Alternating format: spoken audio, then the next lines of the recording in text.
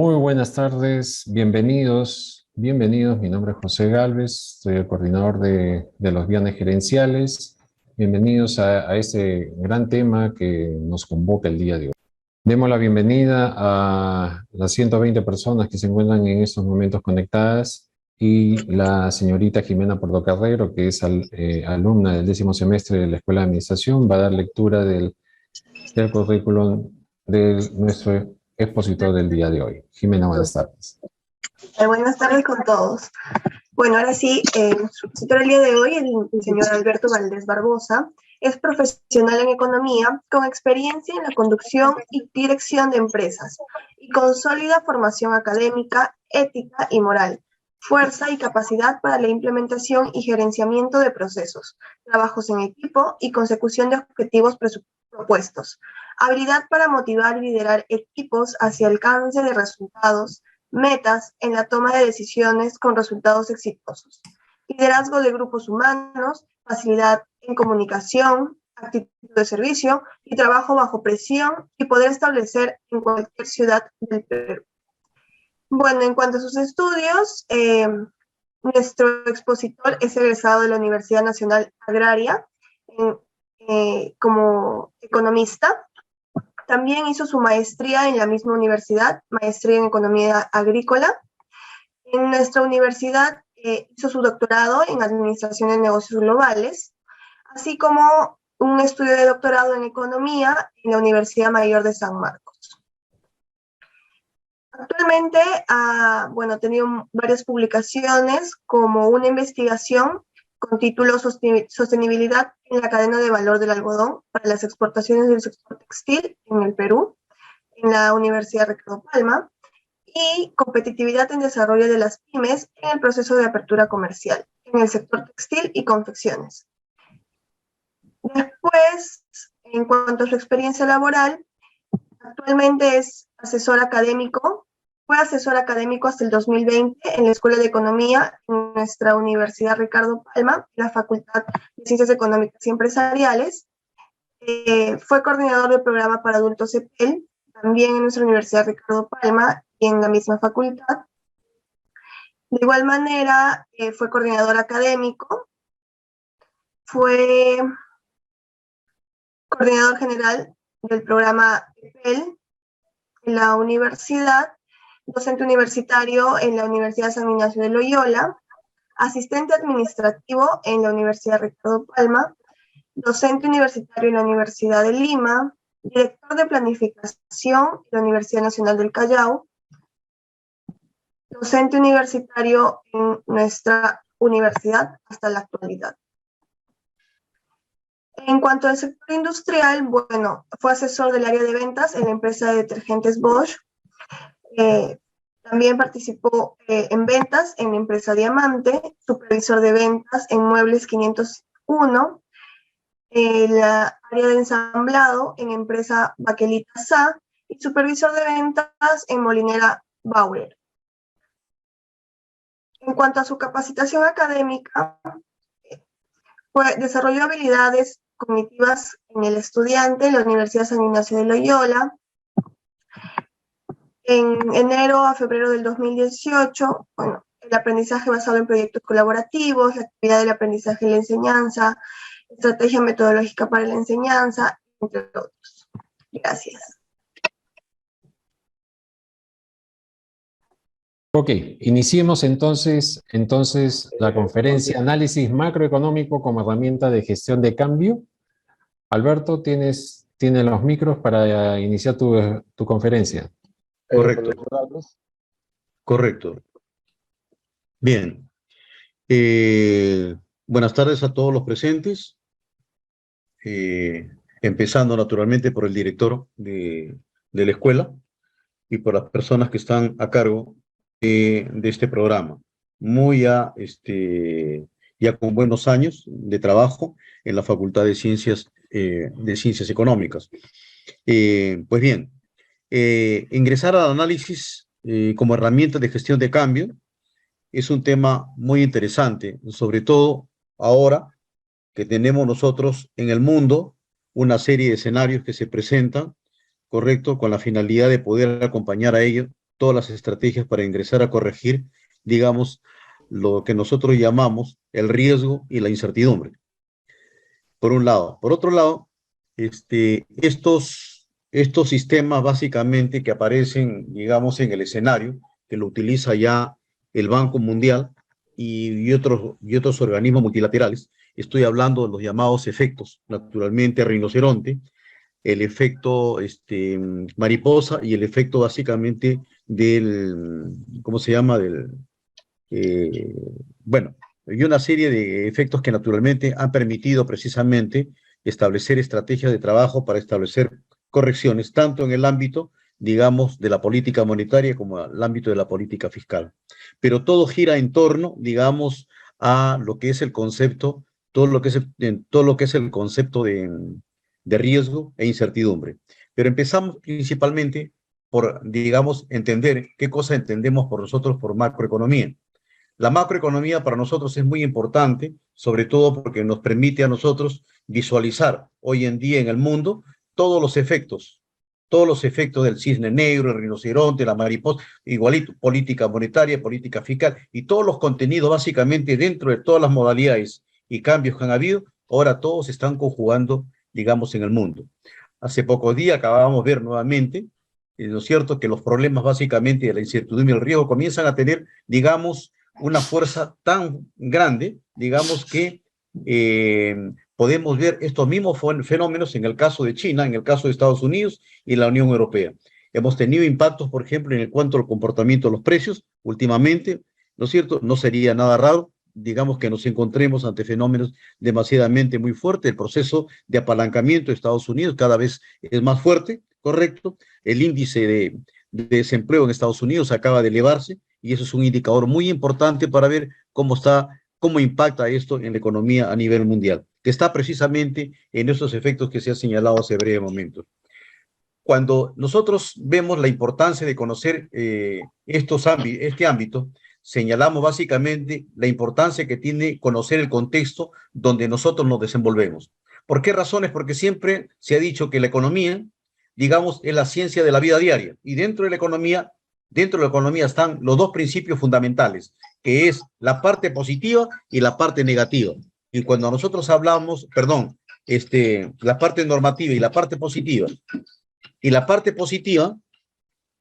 positiva encontramos precisamente todo lo que es, en este caso, la teoría micro y la teoría macroeconómica. Y en la parte normativa encontramos nosotros lo que es la política económica. Es decir, vamos en el análisis. Vamos del análisis a la política económica. Vamos nosotros, digamos, desde entender, digamos, lo que es el comportamiento del análisis macroeconómico a la política económica. ¿Qué significa todo esto? Significa, naturalmente, que nosotros vamos a encontrarnos o vamos a ir hacia el mundo, digamos, del manejo de las herramientas de un amplio conocimiento que nos permiten a nosotros una serie de referencias obligatorias.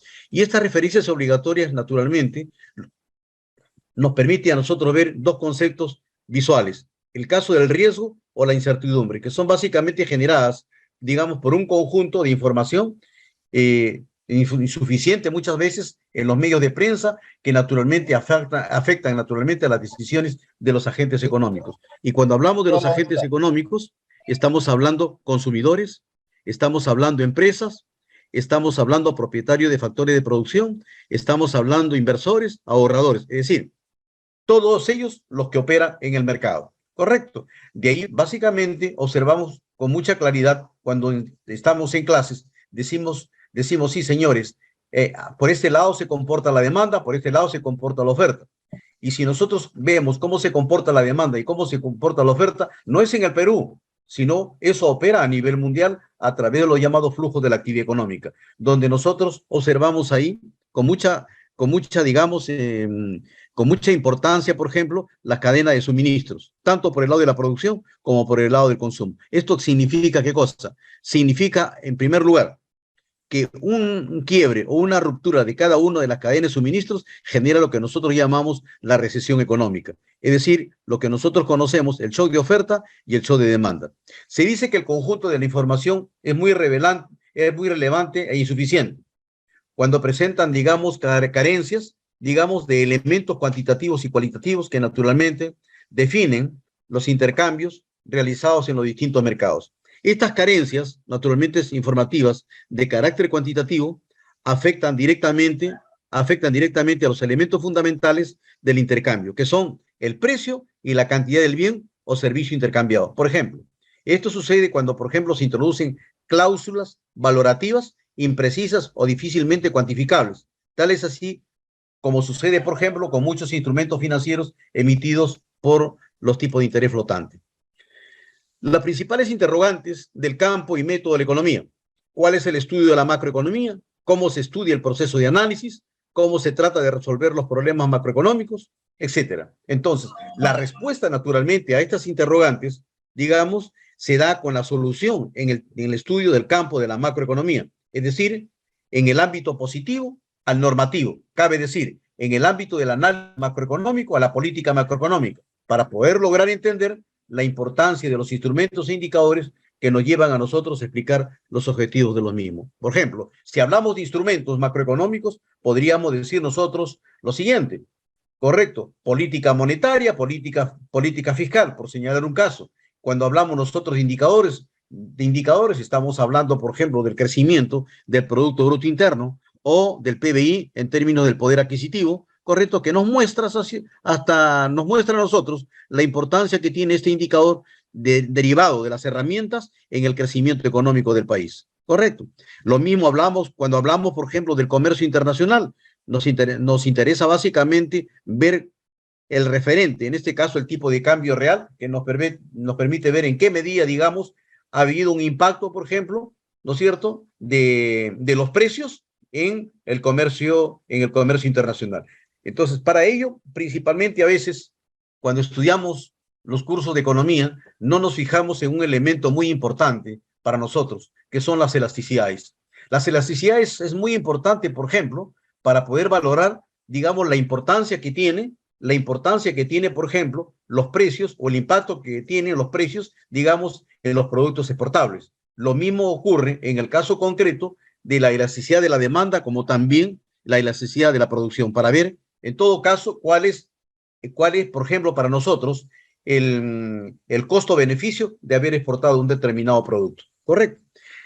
Pues bien, eso es por un lado. Entonces, todas estas respuestas, todas estas interrogantes, básicamente, pasan a entender, digamos, a relacionar el análisis macroeconómico a la política macroeconómica. ¿Correcto?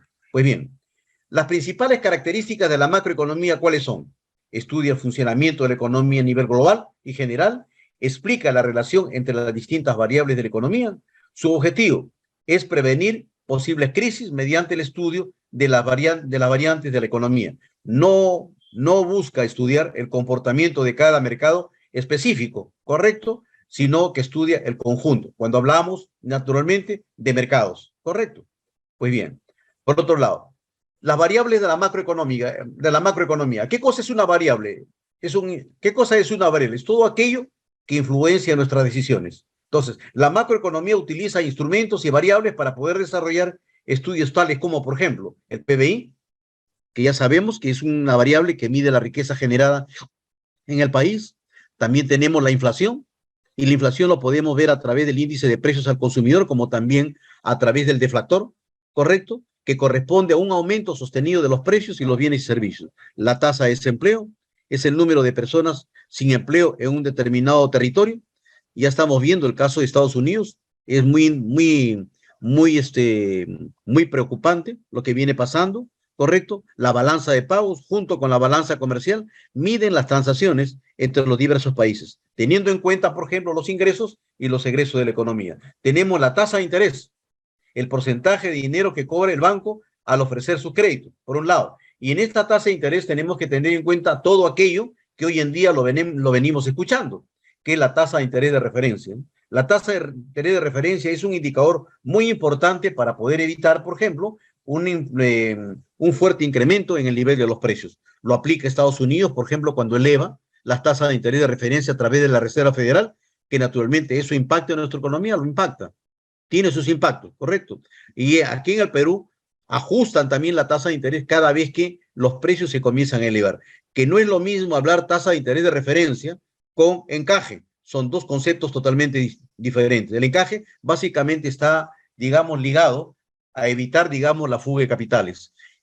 El tipo o la tasa de cambio, cuando a veces hacemos una pregunta y queremos decir qué cosa es el tipo de cambio, cuando hablamos qué cosa es el tipo de cambio, inmediatamente pensamos que es el precio del mercado de divisas. Y aquí también es muy importante ver cuál es la importancia que tiene, digamos, la divisa extranjera, digamos, en nuestra economía.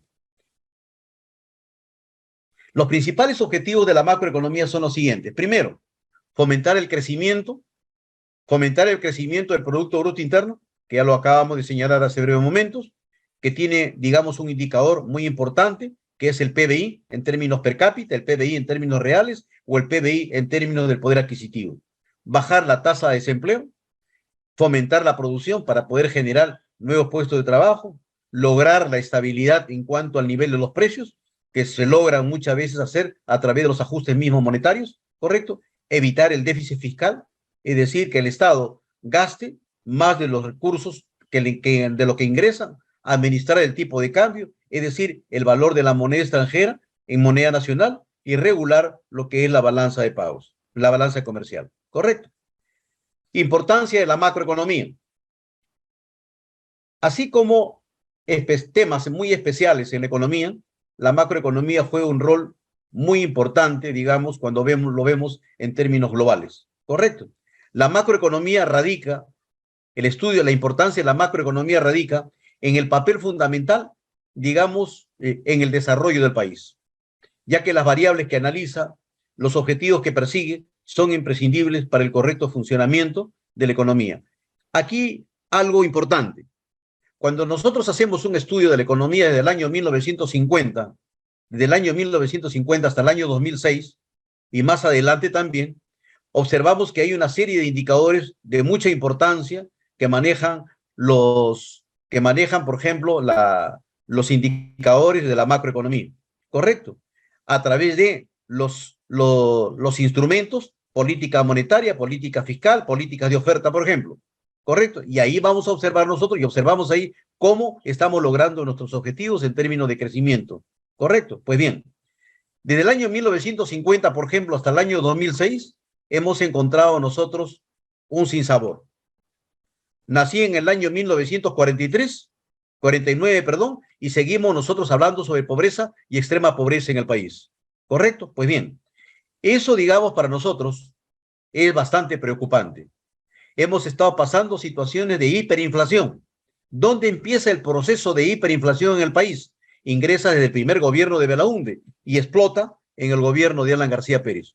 ¿Es el Perú el único país que cae en esta situación? No. Veamos el caso de Barack Obama, cuando comenzó a emitir dinero para poder cubrir el gasto, porque la economía norteamericana comenzó, digamos, a sostener su gasto a través de los llamados bonos basura, ¿correcto? Entonces, estos problemas son realmente gravísimos porque naturalmente puede traer a la economía norteamericana, que no nos conviene a nosotros que caiga porque es un principal socio de la economía peruana. Al contrario, hay que buscar que esta economía se recupere para que nosotros, digamos, tengamos la posibilidad de por lo menos tener un buen socio comercial y tener a quien venderle.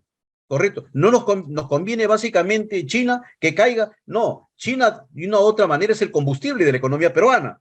¿Correcto? Si los chinos naturalmente quiebra la economía peruana. Quiebra la economía peruana, ¿correcto? Lo mismo que el caso concreto de la Unión Europea, que en estos momentos también ha pasado a tener fuertes dificultades debido a los ajustes que ha hecho básicamente Rusia con respecto, digamos, al gas y al petróleo en el caso de la Unión Europea. Entonces, ya hemos visto, por ejemplo, en estos periodos, en el caso peruano del 50 al 2006, ahí tenemos muchos indicadores importantes sobre la base de los modelos que se ha seguido en el país. Y aquí me detengo un poquito para poderles decir lo siguiente. Hemos vivido una lucha o una pugna ideológica en materia económica entre keynesianos y neoliberales, ¿correcto? Que naturalmente han manejado el presupuesto general y la política monetaria como dentro del ámbito de los principios de estas dos formas de pensamiento. Por eso es que muchas veces Por eso es que muchas veces los intereses, naturalmente, que salen a través del presupuesto general de la República, a través del manejo monetario, corresponde o se maneja en función, digamos, de quién tiene naturalmente el gobierno, tiene gobierno y maneja, digamos, la política económica.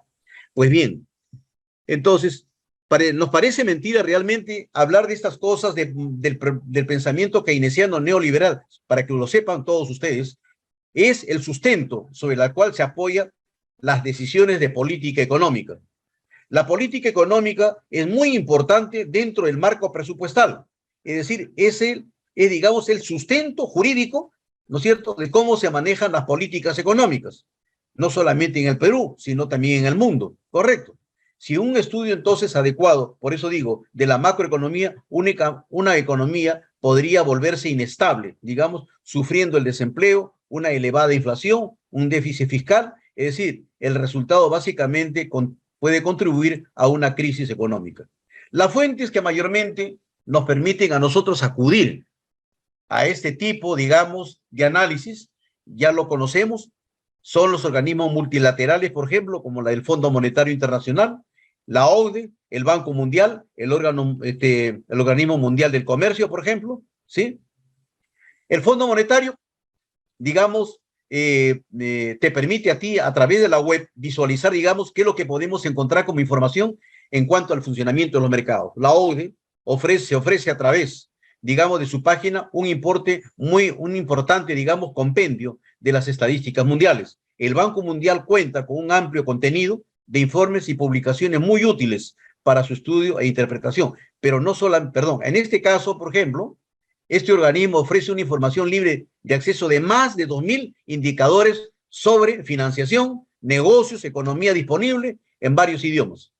Una de las publicaciones más relevantes, por ejemplo, es el informe sobre el desarrollo mundial del año 2014. ¿Correcto? Pues bien, entonces, miren ustedes, muy aparte de esto, tenemos algunos medios de prensa muy importantes en materia económica. El Bloomberg, por ejemplo, el Economista de España, por ejemplo, el Portafolio de Colombia, el Diario Estrategia de Chile, que son fundamentalmente, digamos, medios de comunicación que te alcanzan, se convierten prácticamente en un intermediario para poder, digamos, consolidar una serie de fuentes económicas y lo tengas tú a tu alcance y puedas naturalmente tomar decisiones. ¿De dónde lo sacan? Lo sacan precisamente de los organismos que acabamos de mencionar hace breve momento, ¿correcto?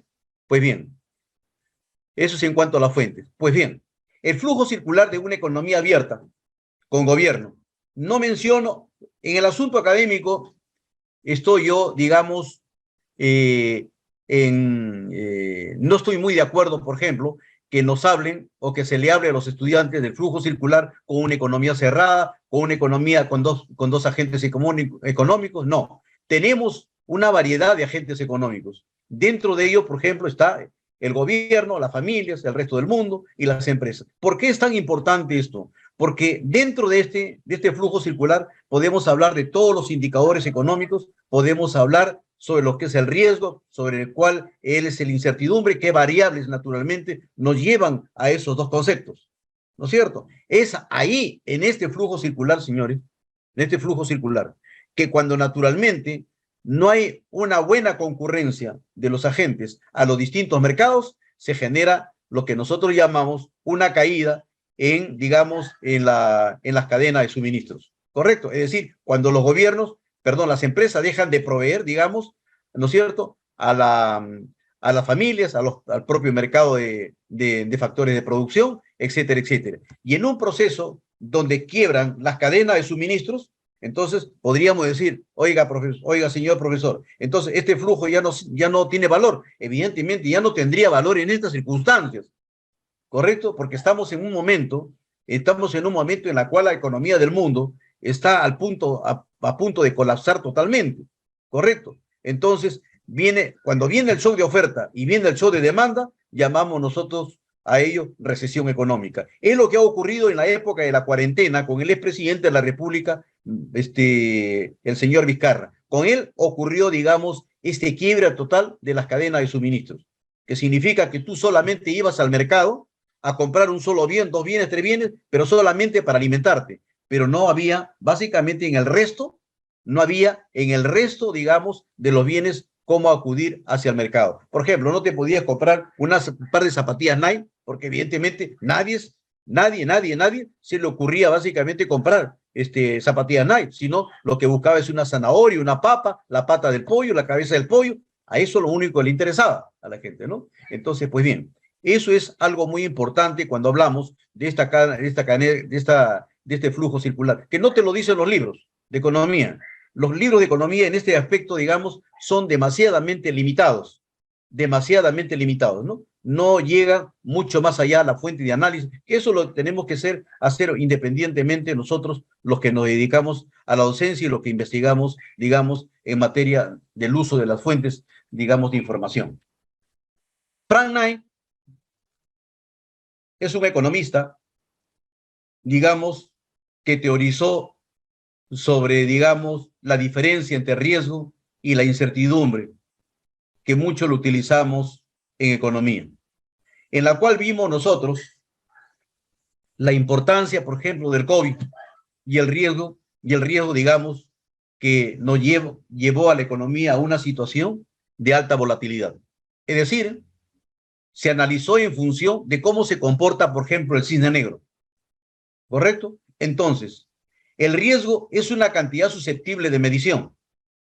Aunque no se tenga conocimiento de un resultado muy preciso, porque acá precisamente entra tus clases de estadística, ¿correcto? La probabilidad o no, digamos, de que pueda suceder un determinado fenómeno, ¿correcto? Para que pueda calcularse la probabilidad de algunos resultados más posibles. La incertidumbre significa que no hay suficiente información para poder reducir incluso las posibilidades. Cuando una situación no es susceptible de medición, los economistas hablamos de incertidumbre knagiana, ¿correcto? Ahora, la coyuntura del riesgo e incertidumbre, perturbaciones en la cadena de suministros. Teniendo ya esta teoría, lo demás ya viene por su propio peso y te dice naturalmente en qué situación está el Perú y en qué situaciones está la economía mundial. Estamos asumiendo que el PBI, digamos, a nivel mundial debe estar por debajo del 3.2%, ¿no es cierto? A finales, ojo, del año 2013, este año la situación es muy delicada, ¿correcto? Entonces, la recuperación mundial continúa, pero se enfrenta, digamos, a múltiples dificultades al comienzo, digamos, del tercer año de la pandemia. ¿Cuáles son las consideraciones que hay que tener en cuenta o se tiene en cuenta? Uno, la rápida propagación de la variante Omicron, que ha llevado a muchos países a reimponer, por ejemplo, las restricciones a la movilidad y agudización, digamos, de la escasez de la mano de obra. Un gran problema en los países desarrollados. No solamente este problema, sino que esto se agudiza aún todavía más con la guerra, digamos, de Rusia con Ucrania, que generó naturalmente una escasez de granos en el mundo, ¿correcto? Que trajo como resultado precisamente la quiebra de la industria avícola en muchos países. Los trastornos del suministro aún lastran la actividad y están empujando a la inflación hacia el alza, acrecentando las presiones generadas por una vigorosa demanda, digamos, y elevados precios de los alimentos y energías, que es lo que estamos viviendo casi permanentemente nosotros en el país, ¿correcto? Y en el mundo. Siempre decimos nosotros, señores, está subiendo pues el precio de la canasta de consumo familiar. Entonces, estamos observando que este incremento de la canasta de consumo familiar, el 80 o más del 80%, digamos, son productos importados, donde naturalmente todo ello se negocia de acuerdo al tipo de cambio. Se negocia de acuerdo al tipo de cambio, correcto. Y eso naturalmente también tiene, digamos, un efecto externo, no solamente interno, sino un efecto también externo. Interno, sí, porque cada vez que hay un lío de orden político, por ejemplo, es como echar paja seca al fuego, ¿correcto? Entonces se agudiza, digamos, el problema interno o doméstico dentro, digamos, del país. Además, como consecuencia de los niveles históricos de deuda y el avance de la inflación, muchos países, digamos, tienen problemas para hacer frente, digamos, a las renovadas, digamos, perturbaciones que se presentan. Correcto. Las proyectamos. Proyectamos el crecimiento mundial, digamos, y decimos 4%, 0.5 a 0.5 puntos porcentuales menos que la del pronóstico anterior. ¿Ello se debe a qué cosa? Sí, esta reducción, este impacto, naturalmente, en, digamos, en cuanto al crecimiento económico, que se refleja a través del Producto Bruto Interno, decimos en primer lugar, principalmente debido a la rebaja de desempeño de Estados Unidos y China. En el primer caso, la mayor probabilidad de aprobación del programa fiscal conocido como el Building Back Better, por ejemplo, es decir, el repliegue, si podríamos decir, anticipado, ¿correcto? Tanto de la política monetaria como de justicia y también de las persistentes, digamos, perturbaciones del suministro. El segundo caso, que es el caso China, radica en la contracción ininterrumpida del sector inmobiliario, que naturalmente ha tenido un golpe demasiadamente fuerte en la economía china. Y de hecho, que la recuperación del consumo privado ha defraudado muchas veces las expectativas, digamos, de la economía en el caso concreto de China. Los trastornos de suministros han llevado a recortar proyecciones a otros países, por ejemplo, como el caso concreto de Alemania, de lo que viene pasando últimamente. Entonces, acá nosotros tenemos en coyuntura y riesgo e incertidumbre perturbaciones en la cadena de suministro. La recuperación mundial trastocada, es decir, se revisa y hemos revisado básicamente todos los documentos que vienen del Banco Mundial, digamos, y hemos visto básicamente qué es lo que vamos a tener de aquí al fines del año 2022. Pero ¿qué es lo que nos trae a nosotros como lectura? ¿No es cierto? La revisión, ¿qué es lo que nos trae como lectura? La revisión muestra una diferencia entre las proyecciones del año 2022 y el año 2023. Esto es como una frontera de posibilidad de producción. Cuando la frontera de posibilidad de producción se traslada hacia la derecha, bravo, decimos, vamos a crecer, el PBI va a crecer, por lo tanto, hay buena generación de empleo, ¿correcto? No nos preocupemos, pero lamentablemente la curva de frontera de posibilidad de producción no va a ir más hacia la derecha, sino va a ir más hacia la izquierda. Entonces, se va a generar principalmente mayor desempleo, ¿correcto? Va a haber una caída en la producción, ¿no es cierto? Va a haber una reducción, digamos, en la, ¿cómo les podría decir? Una reducción en la producción y en el nivel del empleo en las empresas, es decir, los trabajadores ya no van a trabajar a tres turnos, sino a uno, a dos o a un solo turno, ¿correcto? Que es lo que ya viene pasando en algunos sectores, ¿no? Por un lado, persiste la divergencia entre la recuperación, es decir, la pérdida del producto a mediano plazo de las economías en los mercados emergentes y el desarrollo probablemente sea elevado de una u otra manera, pero con bastante dificultades en términos de largo plazo. Esto quiere decir ¿qué cosa? Miren ustedes hacia dónde está mirando, ¿no es cierto? Hacia dónde se están mirando las barras. Estamos yendo hacia abajo, ¿correcto? Hacia abajo. ¿Ves bien? Las economías avanzadas, ese porcentaje muy pequeño que tienen, digamos, el control de los recursos naturales es muy pequeño con respecto, digamos, al resto, al total del mundo, como también al caso concreto de las economías avanzadas, ¿correcto? Como también de los países de desarrollo de bajo ingreso. Los pronósticos están sujetos, digamos, a una pronunciada incertidumbre y en general los riesgos se inclinan a la baja. La aparición de las variantes más letales podrían prolongar,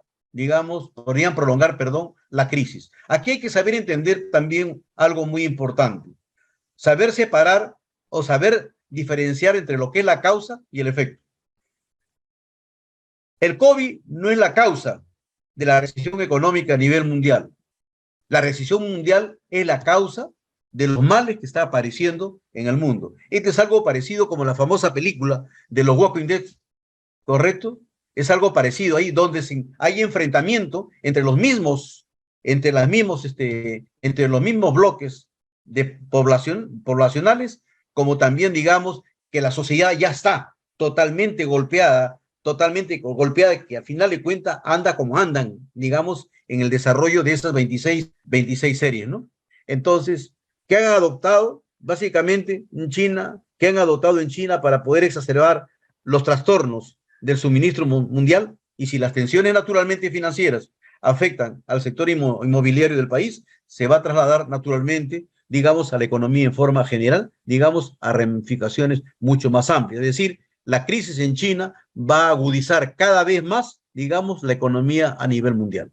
¿Se hace necesario un nuevo cambio en el orden económico a nivel mundial? Sí, sí se hace necesario hacer un cambio en el orden económico a nivel mundial. Pero parece ser que algunos organismos multilaterales son muy resistentes a ello.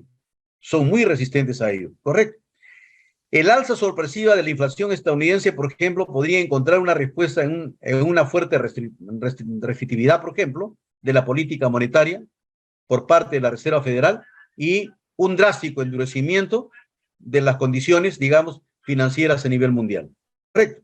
Entonces, hasta aquí, por ejemplo, nosotros, cuando acudimos a este tipo de análisis, rápidamente nos acordamos de economistas de un buen nivel que nos han dado una buena orientación y nos han dado todos los instrumentos importantes, digamos, para poder, digamos, evaluar, digamos, el comportamiento económico a nivel global. Estoy hablando de Friedrich Hayek, por ejemplo, de Erwin von Mises, por ejemplo, de Schumpeter, por ejemplo, podríamos decir de Milton Friedman, ¿no es cierto? Y podríamos estar de Jesús Huerta de Soto, el último economista con un prestigio increíble, profesor en la Universidad Juan Carlos III, si no me equivoco, así es su nombre, en España, que es, digamos, uno de los personajes más importantes de la economía mundial hoy en día. Entonces, cuando nosotros hablamos, digamos, en materia de macroeconomía, estamos hablando sobre el drástico endurecimiento que naturalmente están pasando las condiciones financieras a nivel global, ¿correcto? Pues bien, ¿cuáles son los distintos tipos de riesgos? Se ha vuelto una costumbre para la prensa especializada en asuntos financieros, digamos, alertar a la opinión pública de los informes de política económica. Muchas veces la prensa, con excepciones, se cree conocedor, ¿no es cierto? Y saber manejar, y son buenos manejadores, dice, de las fuentes de información. Nos dan, sí, la información, pero no están en la capacidad, digamos, de un análisis muy serio que naturalmente permita o empuje a los gobiernos a corregir, digamos, medidas de carácter económico, por ejemplo, ¿no? Por eso se dice que se ha vuelto una costumbre para la prensa especializada en asuntos financieros alertar a la población, a la opinión pública, de los informes de política económica, de altos funcionarios del Estado y de organismos multilaterales con sus instrumentos, acompañando naturalmente de estrategias que enfrentan, digamos, unas incertidumbres crecientes, por ejemplo, de deuda externa, de desaceleración de principales socios comerciales, que son cada vez mayores, o de riesgos a la baja para las perspectivas, digamos, a un mediano plazo. Es decir, estamos hablando o de una ralentización de la economía, o riesgos e incertidumbres que nublan, digamos, el horizonte, si podríamos decir así, de la economía mundial. Una comprensión adecuada de la relación entre los diferentes tipos de riesgo y la capacidad de asegurarse es, digamos, muy importante e imprescindible para la gestión de riesgo de una economía. ¿Correcto? Ahí tenemos cuál es la probabilidad que naturalmente mis decisiones puedan, digamos, tener un grado de certeza, digamos, para poder, digamos, salir del país, digamos, de una situación de crisis, o la economía global salga de una situación de entrampamiento y, digamos, el efecto positivo naturalmente se constituye en una cadena, digamos, si podríamos así decir, digamos, podríamos utilizar ese término de contagio en lo bueno, digamos, para el resto de los países del mundo. ¿Correcto? Diferentes tipos de riesgo. Estamos hablando aquí no de una clase de estadística, sino estamos hablando de riesgos en términos económicos. Los riesgos pueden ser predecibles o también impredecibles. Correcto. Estamos hablando de riesgos predecibles de tipo 1, tipo 2, y los impredecibles estamos viendo lo que naturalmente se sustenta en ese famoso trabajo de los cisnes negros. Esta terminología, por ejemplo, resulta atractiva porque aclara inmediatamente las ideas a las que aluden, digamos, los conceptos de riesgos predecibles, que se refieren a variables aleatorias, digamos, cuyas distribuciones, es decir, probabilística, conocemos, mientras que los riesgos impredecibles se refieren a variables aleatorias cuya distribución no conocemos. Por ejemplo, aunque no podemos predecir exactamente la altura de una persona elegida al azar, pero podemos caracterizar de forma precisa la distribución de la altura de la población, digamos, en relación con la distribución normal. ¿Correcto? ¿Cuáles son los instrumentos de gestión de riesgo en la macroeconomía? En este caso, por ejemplo, tenemos eventos, caracterización, tipo 1, tipo 2 y cisnes negros. Tipo 1, precipitación de sequías. Tipo 2, precio de las materias primas, terremotos, huracanes, los sudden stop, los cisnes negros, impredecibles y típicamente grandes. ¿Correcto? El caso concreto de los cisnes negros es muy frágil. Tienen ustedes el resultado de las elecciones en Chile, en el lado de la constitución política, por el lado de la constitución, que básicamente el gobierno recibió un golpe por parte de la población. No lo tenían, digamos, ¿no es cierto?, determinado. Ellos pensaban que naturalmente la constitución política del Estado en Chile iba a quebrar. Medidas preventivas para reducir la exposición al riesgo. Tipo 1, monitoreo y alerta, regulación y desarrollo de infraestructura, por ejemplo. Diversificación. Tipo 2, diversificación económica, monitoría y alerta, regulación y desarrollo de infraestructura. Y también tenemos el marco macroeconómico y financiero sólido. Seguro, cobertura y opciones. Lo vemos constantemente en el caso de India y China y Uruguay. En riesgos predecibles, las coberturas de opción, México y Uruguay. En el tipo 2 también tenemos los bonos catastróficos, por ejemplo, que en los llamados bonos CAP, si no me equivoco, estos son los bonos que se han dado y se dieron en el caso concreto de Uruguay y el Caribe. Las líneas contingentes, ¿no es cierto?, que están vinculados de una u otra manera a las decisiones tomadas por el Fondo Monetario Internacional y el Banco Mundial, los fondos de estabilización precautorios, que no aparecen en el tipo 1, sino el tipo 2, donde están los fondos de estabilización de la materia prima, en caso concreto de Chile, Fonden México y reservas internacionales en los sudden stop. Y seguimos quedando en el caso concreto de los cisnes negros, aún todavía. No existen herramientas para lidiar con el riesgo. Recurrir entonces a la ayuda ex post de instituciones sólidas con capacidad, digamos, de respuesta y conocimiento. ¿Correcto? Pues bien, tenemos también la ayuda ex post, ¿correcto?, pero que no tenemos en el tipo 1, pero sí en el tipo 2 tenemos ayuda de reconstrucción y principalmente los acuerdos de stand-by de los Estados Unidos, del Fondo Monetario Internacional, perdón.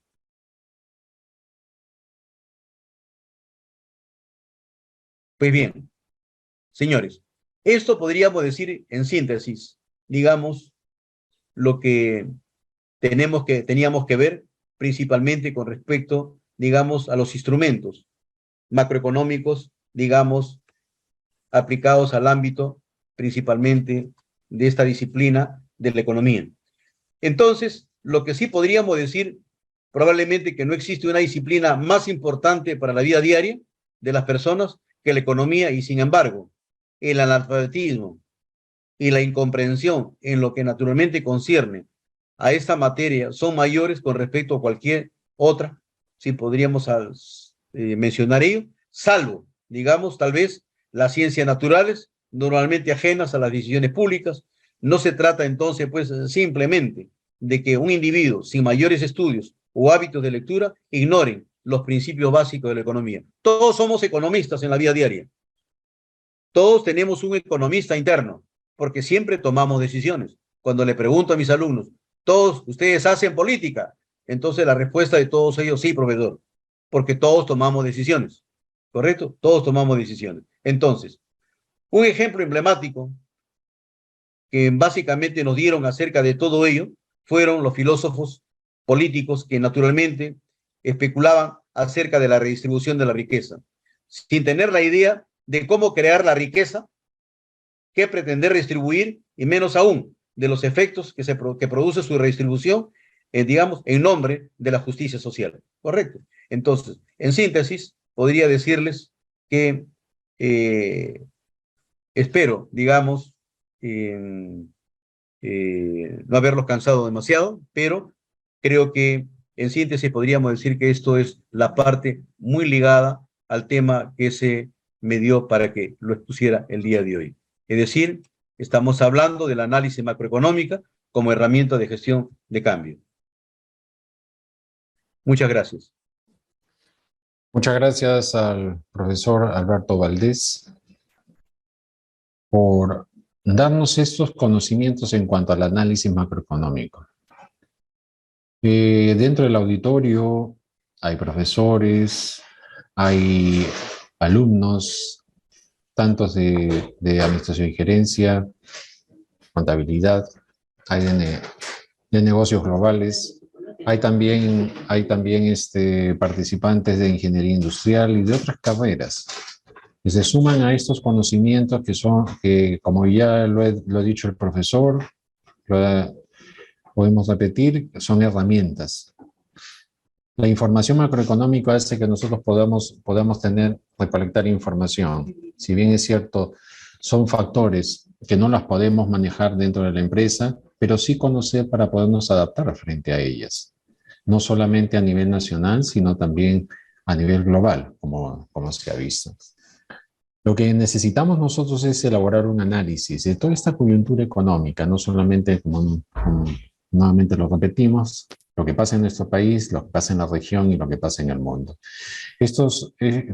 Cada uno de estos elementos, como la tasa de interés, el tipo de cambio, el Producto Interno Bruto, nos sirve a nosotros para poder hacer proyecciones y ver también nuestras inversiones, manejar nuestros presupuestos, como se han dicho, y ver cómo estos agentes económicos, ya decimos, los consumidores, las empresas, los propietarios de los factores de producción, los inversores, los ahorradores, como decía nuestro profesor, hacen de que nosotros pues nos planteemos muchas interrogantes si la macroeconomía nos ayuda o no. Y hemos quedado convencidos esta tarde de que la macroeconomía es aquella que se toma en cuenta para poder ir midiendo dónde estamos, hace de que nosotros podamos hacer, o bien, rectificar nuestra visión, porque la misión la tenemos clara, rectificar nuestra visión, esas declaratorias corporativas que nosotros establecemos dentro de nuestros planes estratégicos, para ver hasta qué punto este ámbito positivo o normativo nos ayuda a poder desarrollar esto. No nos olvidemos que la macroeconomía presenta algunas características, como estudia el funcionamiento a nivel global y general, como lo dijo nuestro profesor. Explica la relación entre las variables de la economía, que ya las ha mencionado. El objetivo es prevenir posibles crisis. Ya lo sabemos, prevenir posibles crisis. No busca estudiar el comportamiento del mercado individual, sino el conjunto. ¿Cómo? Se estudia el conjunto. Y el conjunto es lo que nosotros tenemos que saber muy bien, analizarlo, porque en base a ello vamos a proyectar hacia dónde vamos a aperturar, vamos a ir a desarrollar mercados, vamos a desarrollar productos, vamos a buscar alianzas estratégicas. Los indicadores que nos permiten eso es el PIB, la tasa de cambio, la tasa de interés, el desempleo, el poder adquisitivo. Cada uno de estos factores nos va a ayudar. Tenemos fuentes, como ya lo mencionó el profesor Valdés, tenemos fuentes como el Fondo Monetario Internacional, el Banco Mundial, la Organización Mundial de Comercio, la OCDE, ¿no? que publican datos reales, fidedignos, que nos ayudan a nosotros en el proceso de análisis y toma de decisiones. Sabemos de que nos encontramos dentro de una economía abierta, En una economía abierta, donde la inversión es básica, la inversión, como nosotros sabemos que la inversión puede venir de cualquier país, puede ser interna, externa, pero ¿esto qué genera? La inversión genera trabajo, y si genera trabajo, genera poder adquisitivo, y si genera poder adquisitivo, se replica en la capacidad de compra. Los mercados se abastecen, se desabastecen y hay que volver a producir, a invertir. Entonces ese ciclo económico para nosotros es muy importante. La incertidumbre se trabaja en todo lo que es la gestión de empresa, pero hay que ver qué tan propensos a riesgo somos o somos adversos a riesgo. ¿Hay perturbaciones? Sí, hay perturbaciones dentro del mercado, pero para ello nosotros podemos tener esos riesgos predecibles o impredecibles. Y lo que nosotros dentro de los predecibles podemos tomar en cuenta, y es lo que se ha mencionado, el riesgo predecible normal, o también el gaussiano, como lo mencionó el profesor, esa campana de Gauss. Es decir, la parte cíclica, histórica. Los economistas globales en estos momentos están diciendo de que después de 100 años, ¿qué se viene? Si ya se vino la pandemia, se han venido cambios políticos fuertes en la región. ¿Qué es lo que viene? Ahora un gran cambio económico. Se dice que viene un crack, se dice que viene para el 50, se viene un gran cambio demográfico. Entonces, eso es cíclico, de cada 100 años. ¿Pero se pueden presentar en menos años? Sí. Ahora, también, como dice, hay riesgos impredecibles que salen de la noche a la mañana, esos grandes cisnes negros. Lo principal es informarse, analizar y saber qué datos nos sirven a nosotros para el proceso de toma de decisiones. Esta tarde el profesor Alberto Valdés ha mencionado cada uno de estos elementos de una manera práctica, de una manera didáctica, con el fin de que todos y cada uno ya dentro de su empresa, dentro de su actividad profesional, o aquellos que se están formando dentro de la actividad profesional, la tengan en cuenta. La tengan en cuenta de que esto no es que se puede predecir o es impredecible. Hay que tomar en cuenta la información. Hay que tomar en cuenta la información, estudiar, investigar, con el fin de nosotros poder acercarnos a la realidad, acercarnos a esos o tomar medidas preventivas, pero sin información no podemos nosotros avanzar. Si hay alguna pregunta de parte del público, por favor, estamos abriendo los micros o el chat para que lo puedan hacer. ¿Hay alguna pregunta?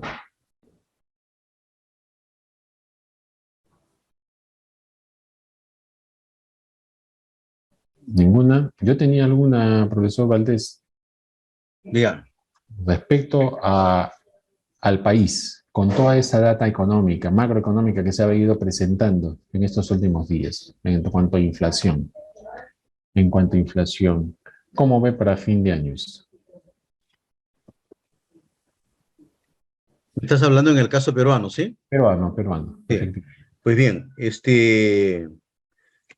naturalmente la repercusión de los precios en el Perú se va a dar a pesar de que, digamos, existe una tendencia por parte de las autoridades gubernamentales, sobre todo por parte por parte del Ejecutivo. No sé si estará de acuerdo con eso el actual ministro de Economía, la cual, digamos, he tenido la oportunidad de conocerlo, ¿correcto? Pero sí, es decir, es la compra de deuda, que podría ser la única manera, dice, para poder detener la crisis. Yo no creo que él esté de acuerdo con esto, porque esto sería un duro golpe para el propio Banco Central de Reserva, pero que la probabilidad de un fuerte incremento en los precios se va a dar. Nosotros no nos olvidemos que somos más que todo, nosotros vivimos prácticamente todos los efectos e impactos externos de la economía. Entonces, en la economía, por ejemplo, ya les he dicho que más del 80%, ¿no es cierto?, de los consumidores son, digamos, consumimos, perdón, en la canasta de consumo, son productos que vienen del exterior. Es decir, nada de lo que está en la canasta, prácticamente casi la mayor parte, no lo producimos en el Perú. Entonces, eso es uno de los factores importantes que, digamos, se viene observando últimamente, ¿correcto? Pueden haber medidas de corte monetario, de corte monetario que haga precisamente de que este problema se detenga, ¿no? Lo otro puede ser naturalmente de lo que hace muchas veces el Banco Central, ¿no? Elevar la tasa de referencia. Pero la tasa de referencia es un problema de corto plazo. Es ahorita, mañana, pasado. Pero ¿hasta cuándo vamos a seguir en ese plan? Cuando naturalmente no hay una alternativa de contención, digamos, frente al problema de la crisis, sobre la crisis externa. Es decir, en el Perú, básicamente lo que estamos observando es, hay un pleito, un lío político, pero en términos económicos no hay, digamos, manifestación de cómo enfrentar el problema, digamos, de la crisis externa. Siempre estamos quedándonos observando de lo que pasa, pero no estamos viendo qué salida le podemos dar frente al problema de la crisis. Hay países, por ejemplo, que frente al problema de la crisis externa están dando salidas digamos, a su situación económica. Si no me equivoco, algunos países de Centroamérica, que me llaman a mí la atención, ¿correcto? Están movilizándose frente, digamos, a la crisis, aplicando medidas de corte monetario que digamos, va a evitar precisamente que sus economías colapsen, ¿correcto? Aquí en el Perú, espero que el actual ministro de Economía haga algo, ¿correcto? Yo creo mucho en su inteligencia y creo que naturalmente él va a hacer lo posible de que este problema salga, digamos, salga victorioso, ¿no? Ok, una pregunta que muchas veces nosotros la hemos escuchado en diversos medios, la hemos escuchado en diferentes foros. El Perú está en piloto automático y yo creo, sinceramente, de hace 3 o 4 gobiernos atrás. Acuérdense que en 4 años hemos tenido ya, creo, 5 presidentes. Entonces, hace 4 gobiernos atrás, que el Perú está en automático y hay muchos sectores que siguen creciendo. ¿Cuál es su opinión? Hola, perdón, no lo escuché bien la última parte. Se dice en diversos foros y en medios de comunicación de que el Perú está en automático, a pesar de que estamos, Sí. de que han sucedido unos 5 presidentes en 5 años, ¿no? El Perú sigue creciendo en diversos sectores y lo hemos visto a nivel de lo que es construcción, pesca, textil, las exportaciones no tradicionales. ¿Dónde está la magia? ¿No? ¿Dónde está la magia en la economía? ¿No? Que el Perú sigue creciendo a pesar de, disculpe la palabra, pero personas que no están capacitadas para dirigir el país. Mire, salen términos que yo realmente, yo mismo me sorprendo, ¿no? Pero bueno, siempre hay que darle salida a ellos, qué es lo que naturalmente piensan al respecto, ¿no?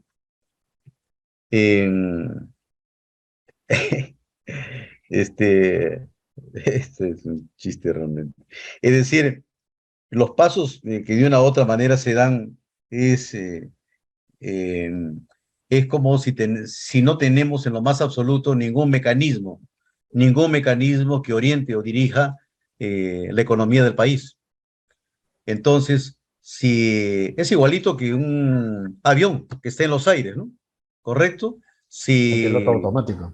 Exactamente. O sea, el avión va directamente, pero no se sabe. Hay problemas, digamos, y aquí podría aplicarse un poco el problema del cisne negro. Ocurra, digamos, un ventarrón que no se lo presagiaban en ningún momento y ¡blum! Se viene la economía hacia abajo. No, es lo que está pasando, por ejemplo, incluso en el caso concreto de los Estados Unidos, ¿no? Estados Unidos está digamos, preocupado hoy en día por incluso los problemas que están pasando en Taiwán, por ejemplo, ¿no? Que no sería nada raro que naturalmente por ahí podría estar empezando la Tercera Guerra Mundial, porque una de las salidas para llevar, digamos, a un mejoramiento de la crisis a nivel mundial, una salida es la segunda y la primera, una Tercera Guerra Mundial. Es la única salida que muchos están buscando a nivel de los países desarrollados. No nos olvidemos que estamos muy próximos a cumplir los 100 años de 1929. Sí, sí. Entonces, si tenemos en cuenta el análisis predictivo gaussiano, entonces es posible que se llegue al 29 con una gran crisis global. Es posible. No ha habido una solución al problema. Así es. No ha habido. ¿correcto? Ujú. Incluso economistas norteamericanos, hace pocos días nada más han tenido una reunión y han puesto el grito al cielo, presionando al gobierno, salida, salida. Mira, si había un pedido que hizo incluso Donald Trump antes de su salida, era reformar el sistema financiero norteamericano, ¿no es cierto?, a través de la Reserva Federal. Pero mientras la Reserva Federal esté en manos privadas, va a ser imposible que naturalmente cambie, digamos, el pensar naturalmente monetario de las grandes corporaciones, porque ellos son los que definen, digamos, la tasa de interés, digamos, que tiene que guardar concordancia, digamos, con sus propios intereses, ¿no? Bueno, profesor Valdés, este tema tiene para rato. Entonces, hay que hablar, Para por rato. cada uno hay que hablar, creo, Hay año por año, ¿no? más de 20 temas en Sí, cada sí, factor sí. componente de la macroeconomía. Pero Sí. bueno, Y el tiempo también como el tiempo es un corto. poco también limitado, a Ujú. veces uno se ve limitado en seguir hablando, digamos, de temas muy importantes, ¿no? Demasiadamente importantes, sobre la tasa de interés de referencia, digamos, cuál es el problema de qué está pasando con las exportaciones en el país, por ejemplo, Ujú, ujú, ¿correcto? ujú. Entonces, es decir, hay una infinidad de casos, como yo le decía a mis alumnos, pongámonos a estudiar, por ejemplo, la importancia que tienen las elasticidades en las exportaciones, porque veo que hay muchos analistas, ¿no es cierto?, que vienen a hablar sobre exportaciones, pero nunca te señalan el impacto que juegan las elasticidades, por ejemplo, en las exportaciones. Es un tema, pero espectacular. Es un tema espectacular, que me parece que en algún momento entraremos a discutirlo. Sería bueno, Gracias. porque todos aquellos que se forman dentro de las ciencias económicas Sí. empresariales necesitan saber. Bueno, agradecemos su participación, profesor Alberto Valdés, agradecemos al público que nos ha acompañado, han sido más de 165 personas conectadas y de todas las facultades, de todas las facultades. Muy buenas tardes con todos y muchas gracias y nos encontraremos el próximo viernes. Hasta luego. Hasta luego, gracias Alberto. Ya, gracias. Bien, gracias. Chao, Lucho.